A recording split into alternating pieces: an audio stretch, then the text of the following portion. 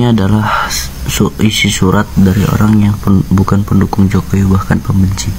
Kutipannya kepada Bapak Presiden Republik Indonesia. Saya bukan pendukungmu, bahkan saya pembencimu. Saya tak rela engkau kembali jadi presiden. Bukan karena harga-harga pada mahal, seperti kata orang.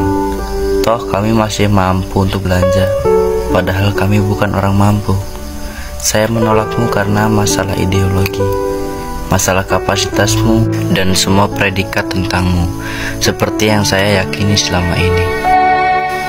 Maka ketika gempa menimpa kami, dan engkau datang berkunjung, saya tetap tidak respect.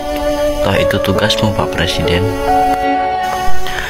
Maka ketika engkau datang ke Lombok Utara, dan masyarakat pada menyambutmu, saya diam saja dan hanya melihatmu dari jauh dengan rasa sinis.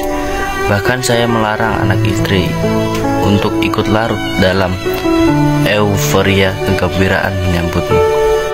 Padahal saya lihat istri saya ingin juga mendekat, ikut salaman, bahkan berfoto-foto seperti yang dilakukan masyarakat lainnya.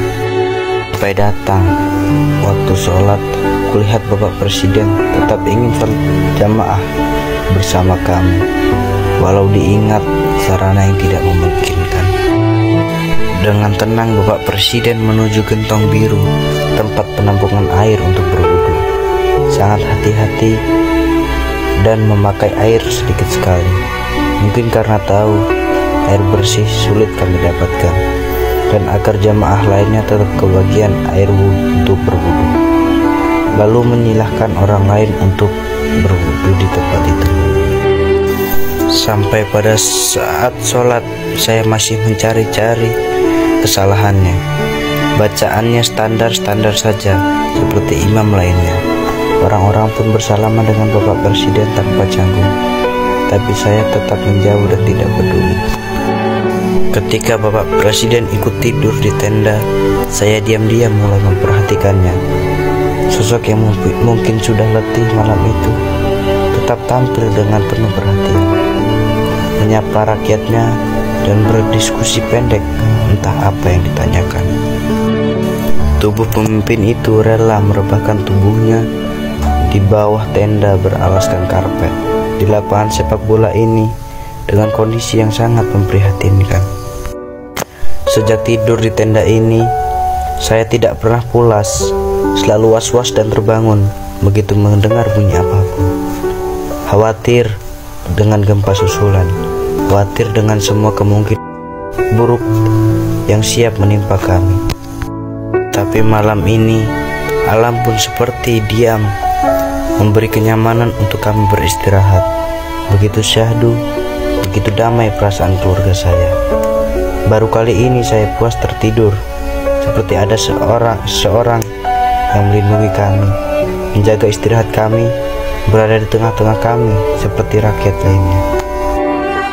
Sebelum saya tertidur, saya masih melihat dari jauh sosok pemimpin itu terbangun, duduk, mengitari pandangannya, melihat dengan seksama pada rakyatnya yang bergelimpangan di atas tikar.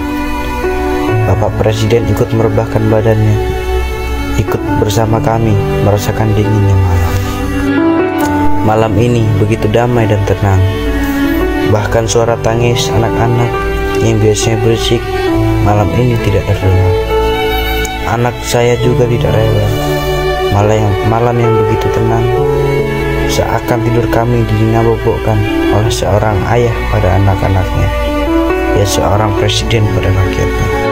Sewaktu Bapak Presiden pamit untuk melanjutkan perjalanannya, barulah saya mendekat untuk ikut menjabat tangan itu. Dengan diri saya ucapkan terima kasih dan kata maaf yang mungkin tidak dimengerti oleh Bapak Presiden. Dalam hati saya memohon pada Sang Khalik, maafkan hambamu yang sangat kejam dan membenci pemimpinnya. Kulihat ketulusan pada wajah kurusnya, kulihat keteduhan pada matanya, kulihat senyum tipisnya yang ikhlas sambil menjabat tangan saya.